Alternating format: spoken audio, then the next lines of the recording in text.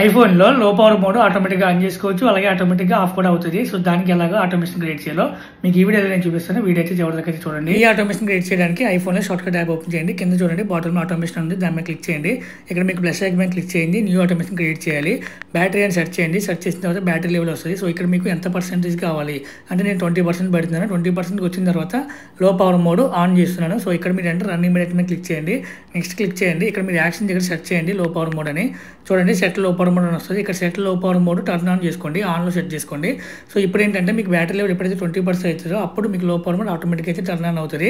Same అదే విధంగా మనకు ఒకవేళ టర్న్ ఆఫ్ అవ్వాలనుకుంటే గనుక అంటే మనకి ఛార్జింగ్ కొంచెం అయిన తర్వాత ఒక 35% అయినప్పుడు మనకి లో పవర్ మోడ్ మళ్ళీ ఆఫ్ అయిపోవాలని చెప్పేసి ఇంకొక ఆటోమేషన్ అయితే మీరు క్రియేట్ చేసుకోవచ్చు. నేను చూపిస్తాను చూడండి. అక్కడ కూడా సేమ్ ప్రాసెస్ మీ బ్యాటరీ లెవెల్ సెట్ చేసుకొని అక్కడ లో పవర్ మోడ్ ఆఫ్ చేసుకోండి అంతే. ఈ స్టెప్స్ అన్నీ కూడా కింద కామెంట్ సెక్షన్‌లో కూడా మెన్షన్ చేస్తున్నాను. స్టెప్ బై స్టెప్ వెళ్ళి చెక్ చేయండి. Thank you so much for watching this video.